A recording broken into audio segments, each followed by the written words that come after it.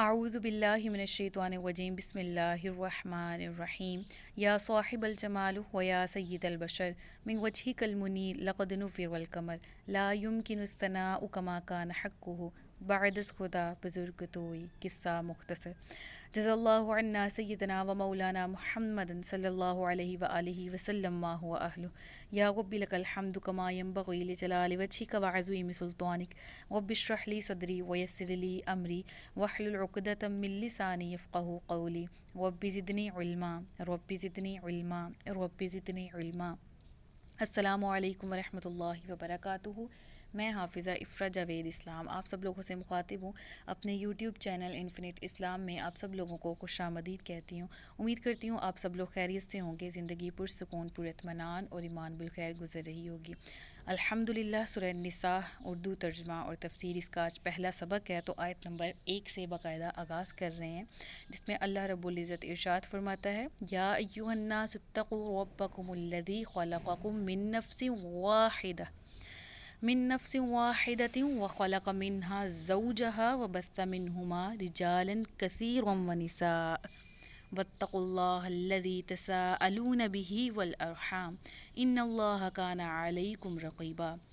اے لوگو، اپنے رب سے ڈرو جس نے تمہیں ایک جان سے پیدا کیا اور اسی میں سے اس کا جوڑا پیدا کیا، اور ان دونوں سے کثرت سے مرد اور عورت پھیلا دیے، اور اللہ سے ڈرو جس کے نام پر ایک دوسرے سے مانگتے ہو، اور رشتوں کو توڑنے سے بچو، بے شک اللہ تم پر نگہبان ہے۔ تو سورت کے ابتدا میں جو آیت ہے، اور آیت کا ابتدا تقریباً اگر اس کو سمجھ لیا جائے، اس پر غور و فکر کر لیا جائے، اس پر عمل کر لیا جائے، تو انسان گناہوں کی زندگی سے اپنی جان بچا کر نیکیوں کی زندگی میں داخل ہو سکتا ہے۔ دیکھیں اے لوگو، اپنے رب سے ڈرو۔ یہاں یا ایھا الناس، یا ایھا الذین آمنوا نہیں کہا، یا ایھا الناس فرمایا گیا، یعنی تمام نوع انسانی سے خطاب کیا جا رہا ہے، تمام لوگوں سے، کہ عبدیت کا حق یہ ہے، بندہ ہونے کا حق یہ ہے کہ اپنے خالق سے ڈرا جائے، تقویٰ اور پرہیزگاری اختیار کی جائے، اپنے رب کا خوف دل میں بٹھایا جائے، ہر کام کرنے سے پہلے غور کیا جائے آیا کہ اس میں رب کی رضا کا ساتھ ہے، کیا ہمارے اس عمل سے ہمارا رب ہم سے خفا تو نہیں ہو جائے گا، اور ہر کام سے پہلے اچھی نیت کر لی جائے کہ اللہ کی رضا کے لیے کیا جا رہا ہے، تو یقیناً انسان ایمان کے ایک کامل درجے تک، ایک بہت بلند درجے تک پہنچ سکتا ہے۔ تو پھر رب نے جب تقویٰ کا حکم دیا تو پھر کیا فرمایا، جس نے تمہیں ایک جان سے پیدا کیا اور اسی میں سے اس کا جوڑا پیدا کیا۔ یہ ایک جان سے مراد حضرت آدم علیہ السلام ہے، کیونکہ سب سے پہلے انسان ہی یہ تھے۔ رب العالمین نے آپ کو پیدا کیا اور مٹی سے پیدا کیا، اور پھر آپ کی ہی پسلی سے، آپ کے جسم سے پسلی لی گئی، اور اس کی مکمل ڈیٹیل ہم نے سورۃ البقرہ میں پڑھ لی ہے حضرت آدم علیہ السلام کے واقعے میں، اور اگر مزید ڈیٹیل آپ نے حضرت آدم کی پیدائش اور حضرت حوا کی پیدائش پر جاننی ہے تو اسی چینل پر پلے لسٹ ہے قصص الانبیاء، وہاں پر جا کے آپ سن سکتے ہیں۔ تو بہرحال حضرت آدم علیہ السلام کو مٹی سے پیدا کیا، اور حضرت حوا کی پیدائش بھی بالکل مختلف تھی، عام انسانوں کی پیدائش کی طرح نہیں تھی، جس طرح آدم کو ویسے پیدا کیا گیا مٹی سے، اور بالکل اسی طرح سے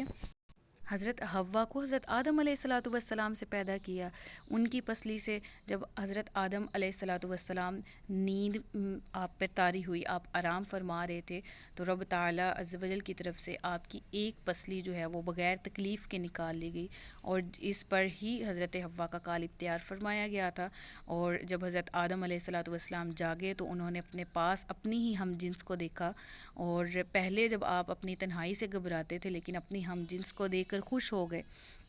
پھر رب تعالیٰ نے آپ کا ان سے نکاح فرمایا، اور یہی مراد ہے یہاں پر کہ ایک جان سے پیدا فرمایا لوگوں کو، پھر اس کا جوڑا بنایا، یعنی اس سے مراد حضرت حوا علیہ السلام ہے۔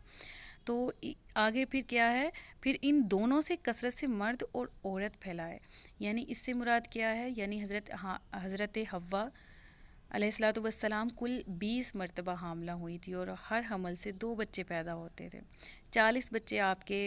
جو ہیں وہ پیدا ہوئے، اور آپ کی وفات تک یہ 1 لاکھ، تقریباً 1 لاکھ انسان پیدا ہو کر، یعنی اولاد در اولاد، یعنی آپ کے جو بچے تھے پھر ان کے بچے ہوئے پھر ان کے وغیرہ، یعنی آپ کا جو خاندان تھا، جو آپ کی فیملی تھی، جب آپ کی وفات ہوئی ہے تو اس وقت تقریباً 1 لاکھ انسان دنیا میں پیدا ہو چکے تھے، اولاد در اولاد، وہ اپنے اپنے کاموں میں، اپنے اپنے کاروبار میں مشغول بھی ہو گئے تھے۔ اور یہاں یہ بات بھی بتاتی چلوں کہ ہمارے نبی کریم صلی اللہ علیہ وآلہ وسلم کی ولادت باسعادت آدم علیہ الصلاۃ والسلام سے 6750 سال بعد ہے، یعنی تقریباً 6750 سال بعد نبی پاک صلی اللہ علیہ وآلہ وسلم اس دنیا میں ظاہری طور پر تشریف فرما ہوئے۔ تو اب دیکھیں کہ رب العالمین نے فرمایا کہ سب کی ابتدا کس سے ہے، یعنی آپس میں یہ جو ہم نسلی ایک دوسرے میں ہم نے فرق رکھے ہوئے ہیں، خاندانی ذات پات کے، ایک دوسرے کو نیچا، ایک ذات کو اونچا بتانا، دوسرے کو نیچا بتانا، تو یہ سب کیا ہے؟ رب العالمین تو فرما رہا ہے سب کی ابتدا اور انتہا تو ایک ہی ہے، سب کے جو جہاں سے ابتدا ہوئی آدم اور حوا وہ سب کے والدین ہیں، سب کے باپ ہیں آدم علیہ الصلاۃ والسلام، اور اسی طرح سب کی انتہا کیا ہے؟ سب نے مر جانا ہے اور سب نے مٹی میں چلے جانا ہے، تو اکڑ کس بات کی؟ تو پھر سوچنا چاہیے نا کہ جب ہم سب ایک آدم کی اولاد ہیں، ایک حوا کی بیٹیاں ہیں، اور جس طرح ہم اس دنیا میں رہ رہے ہیں اپنے ہی بہن بھائیوں سے ریلیٹڈ، اپنے ہی نبی کے امتیوں سے ریلیٹڈ، ان کے بارے میں دل میں اس طرح کے فتنے فساد لے کے بیٹھے ہیں، بغض لے کے بیٹھے ہیں، حسد لے کے بیٹھے ہیں، تو انسان کو چاہیے کہ حسب نسب پر فخر نہ کرے، دوسرے مسلمانوں کو ذلیل نہ سمجھے، سب ایک بشر سے بنے ہیں، جس طرح یہاں پر ہوا نا، بیان ہوا وَخَلَقَ مِنْهَا زَوْجَهَا، ان سے ان کا جوڑا بنایا، پھر فرمایا وَبَثَّ مِنْهُمَا رِجَالًا كَثِيرًا، اور پھر ان سے ہم نے بہت سے مرد، آگے پھر فرمایا کہ کثیرہم ونساء، اور عورتیں پیدا فرمائی، یعنی مرد ہو یا عورت ہو، اگر انسان ہے تو ان کی ابتدا، ان کی حقیقت تو ایک بشر سے ہے۔ پھر ہم حضرت آدم اور حوا سے جب پیدا ہوئے اور پھر نسل در نسل منتشر ہوتے چلے گئے، یعنی کثیر ہوتے چلے، یہاں پر مراد ہے نا کہ زیادہ مرد، یعنی کثرت سے مرد، تو اس سے مراد یہ نہیں ہے کہ تعداد کے بارے میں بات کی جا رہی ہے وغیرہ وغیرہ، یعنی کہ عورتوں کی کثرت اور تعداد جو ہے وہ عام طور پر، عمومی طور پر دیکھنے میں نہیں آتی، کیونکہ ان کا تعلق گھروں سے ہوتا ہے، گھر میں رہنے سے ہوتا ہے، جبکہ مرد جو ہے، مرد ذات کثرت سے دیکھنے میں آتی باہر بازار میں، کام کاج کے سلسلے میں، ویسے ٹریفک میں، ہر جگہ پر، تو اس لیے یہاں پر یہ عورت جو ہے وہ با پردہ گھر میں رہنے کے لیے، مردوں کی کثرت جو ہے وہ دیکھنے میں آتی ہیں، اسی لیے یہاں پر مردوں کو کثیر فرمایا گیا، اس سے ایگزیکٹ تعداد بتانا مخصوص نہیں ہے کہ عورتیں کم ہیں یا مرد زیادہ ہیں وغیرہ وغیرہ۔ پھر فرمایا گیا اور رشتوں کو توڑنے سے بچو، اچھا، اور اللہ سے ڈرو جس کے نام پر ایک دوسرے سے مانگتے ہو، رشتوں کو توڑنے سے بچو۔ دیکھیں پھر پہلے ڈرنے کا حکم دیا گیا تھا، یا ایھا الناس اتقوا،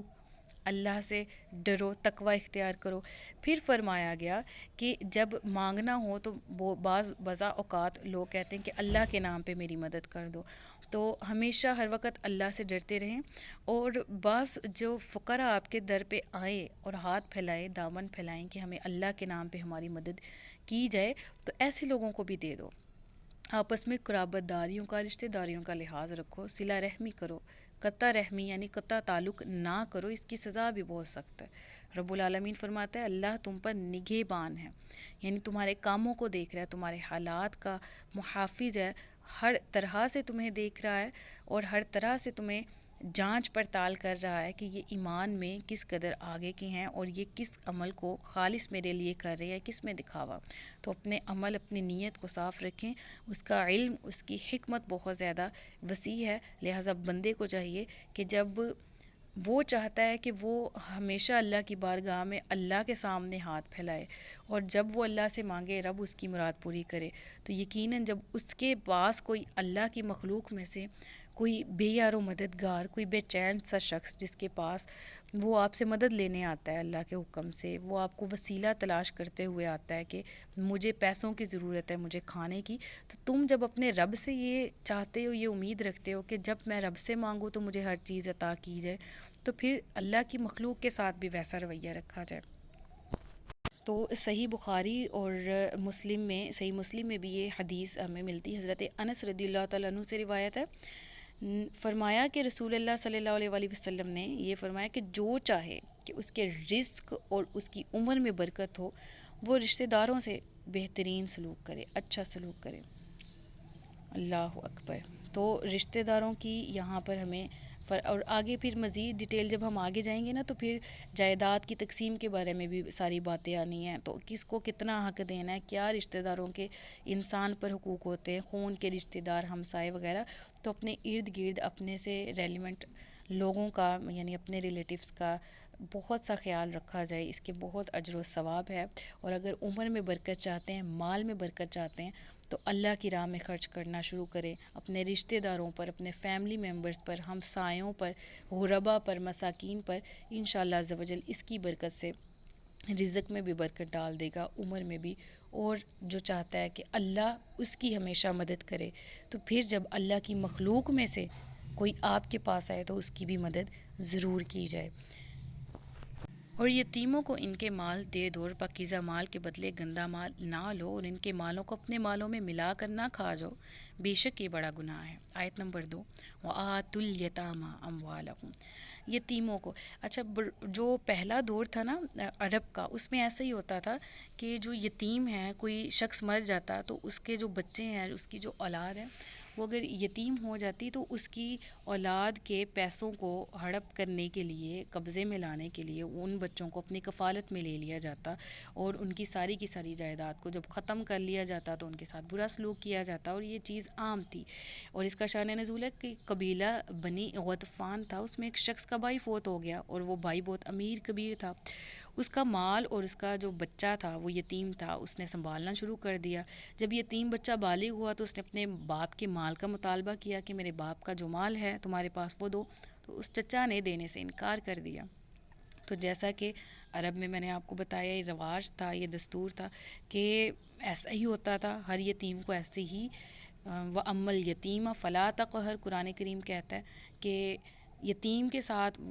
برا سلوک نہ کرو، وَأَمَّا السَّائِلَ فَلَا تَنْهَرْ، تو بار بار قرآن کریم میں یہ والی آیات ہمیں ملتی ہیں۔ تو وہ یتیم بچہ بھی جو ہے وہ قرآن نبی پاک صلی اللہ علیہ وآلہ وسلم کی بارگاہ میں حاضر ہوا، فریاد کی، تو تب یہ آیت کریمہ نازل ہوئی تھی۔ تو جب یہ چچا نے، یعنی اس بچے کے چچا نے یہ آیت سنی، تو وہ بولا کہ میں اللہ اور اس کے رسول کا فرما بردار ہوں، میں اس بڑے گناہ سے اللہ کی پناہ میں آتا ہوں، یہ کہہ کر اس نے اپنے مرحوم بھائی کا سارا مال اپنے بیٹے کے حوالے کر دیا۔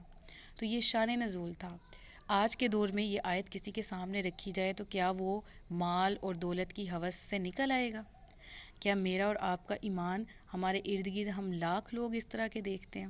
ہمارا ایمان کس لیول پر، کس درجے پر ہے؟ ہم قرآن کریم کی آیت پر غور و فکر نہیں کرتے۔ رب العالمین فرماتا ہے یتیموں کو ان کے مال دے دو، اور پاکیزہ مال کے بدلے گندا مال نہ لو۔ پاکیزہ مال کے بدلے کیا ہے؟ یعنی کہ رب العالمین نے بھی ہر ایک کی روزی کا ذریعہ بنایا ہوا ہے، ہر ایک کو اس کا رزق دیا جاتا ہے، اور اسی طرح جنت میں بھی رزق دیا جائے گا، جنت کی نعمتیں بھی ہیں، تو ان کے بدلے میں یہ دنیاوی چیزیں اور اس طرح کے ذرائع اختیار نہ کیے جائے جن سے جو حرام ہوں، جن کو رب نے منع کیا ہوا ہے۔ پھر فرمایا ان کے مالوں کو اپنے مالوں میں ملا کر نہ کھاؤ۔ یعنی دیکھیں، یتیم کے بارے میں قرآن کریم میں حکم جو ہے نا، وہ عام الفاظ میں آپ کو بتاتی ہوں کہ اس کی کیئر کی جائے، اس کو پروان چڑھایا جائے، جب وہ بالغ ہو جائے، نکاح کی عمر میں پہنچے، اس کا نکاح کروایا جائے، اور پھر جب اس میں سمجھ بوجھ دیکھی جائے تو اس کا مال اس کو واپس کر دیا جائے۔ ہاں، اگر آپ کے پاس اتنا مال نہیں ہے کہ آپ اس کی پرورش کر سکیں اور آپ اس کو پالنا بھی چاہتے ہیں، تو آپ کے پاس اتنی دولت نہیں ہے کہ آپ اس کی فیس پے کر سکیں، آپ اس کے کھانے پہ لگا سکیں، تو آپ اس کا مال بھی اس پہ لگا سکتے ہیں، اس کی بھی اجازت ہے، لیکن اس کا مال خود کھانے کی، ہڑپ کرنے کی اجازت نہیں ہے۔ یعنی یتیم کو اپنی کفالت میں لے لیا جائے، خود سے اس پر خرچ کیا جائے اپنی اولاد سمجھ کر، تو یہ بہت ہی بہترین ہے۔ لیکن اگر خود کے پاس اتنی استطاعت نہیں ہے کہ وہ اس کا بوجھ اٹھا سکے، تو وہ یتیم کے مال میں سے اس پر خرچ کرے، اور جب وہ یتیم بالغ ہو تو اس کا بقیہ مال اس کے حوالے کر دیا جائے کہ یہ تمہارے باپ نے چھوڑا تھا، اسلام اس کا حکم دیتا ہے یتیم کی۔ دیکھیں، ہمیشہ اس چیز کا خوف کھائیں کہ کسی یتیم کے ساتھ وہ سلوک کریں کہ جو آپ اپنی اولاد کے ساتھ ہوتا دیکھنا چاہتے ہیں۔ ایک شخص مر جاتا ہے، وہ امیجن کریں نا کہ میں مر گیا تو میری اولاد کے ساتھ بہترین سلوک ہو، وہ نہیں چاہے گا کہ اس کی اولاد کو دھکے ملے، اس کی دولت کے ساتھ اس کے رشتہ دار یہ سلوک کریں وغیرہ وغیرہ. تو یہ چیز کیوں بھول جاتے ہیں کسی دوسرے یتیم کے ساتھ؟ اگر عورت ہے وہ بھی اس بات کو سمجھے، اگر مرد ہے وہ بھی اس بات کو سمجھے کہ وقت تو کسی پہ بھی آ سکتا ہے، موت تو کسی کی بھی ہو سکتی ہے کسی بھی وقت، اللہ سب پر رحم فرمائے. تو جو اپنے لیے سوچتے ہیں، اپنی اولاد کے لیے سوچتے ہیں، وہی دوسروں اور ان کی اولاد کے لیے سوچا جائے. تو لوگ اس آیت کی روشنی میں وہ والا بہانہ بھی ختم ہوا نا کہ اگر یتیم کا مال جو ہے وہ اس پر لگانے کی اجازت دی گئی تو اب یہ بہانہ بنا لیا جائے کہ جی اپنا مال ردی برابر ہو، تھوڑا سا ہو اور ان کے مال میں مکس کر دو. یعنی فار ایگزامپل یتیم کا 20,000 ہو اور آپ کا 2,000 ہو، مکس کیا، ٹھیک ہے، اپنا مال اس کے ساتھ، اور پھر سب کچھ جو ہے وہ اس کا کھا لیا، ہڑپ کر گئے، رگڑ گئے. تو اس چیز کے بارے میں قرآن منع کرتا ہے نا کہ یہ سارے سخت جرم ہیں، یہ ظلم ہے. اور وہ بھی ایسے مجبور شخص پہ ایسا. اور یتیم وہ جو نابالغ ہو اور اس کا باپ اس دنیا سے چلا جائے، اس کو یتیم کہا جاتا ہے. جو بالغ ہو گیا پھر اس کو اس کا مال، اس کی دولت، اس کی جائیداد واپس کر دیے جائے. حقوق العباد کے بارے میں رب العالمین بروز قیامت پوچھے گا. اور یہ بات یاد رکھی جائے کہ توبہ جو ہے وہ اگر کی جائے اور حقوق اللہ میں کی جائے تو وہ تو قبول بھی ہے. حقوق العباد تلف کیے اور پھر محض توبہ کی، تو ایسی توبہ جب تک حقوق العباد میں سے جس بندے سے زیادتی کی ہے وہ بندہ معاف نہیں کرتا، تب تک اللہ بھی معاف نہیں فرماتا. تو لہٰذا یتیموں کا مال اپنے مال کے ساتھ ملا کر اس کو ہضم ہڑپ نہ کیا جائے. یتیموں کے مال کی حفاظت کی جائے، یتیموں کی حفاظت کی جائے اور اللہ سے اجر کی امید بھی رکھی جائے. بے شک اللہ تعالیٰ تمام اعمال کو دیکھ رہا ہے. صدق اللہ العلی العظیم وصدق رسولہ النبی الکریم ونحن علی ذلک من الشاہدین والشاکرین وما علینا الا البلاغ المبین. سچ فرمایا اللہ نے جو عصمت والا ہے. مجھے دعاؤں میں یاد رکھیے گا، اپنا خیال رکھیے گا، اپنے سے زیادہ دوسروں کا. تاجدار ختم نبوت زندہ باد، پاکستان ہمیشہ زندہ باد. السلام علیکم ورحمۃ اللہ وبرکاتہ.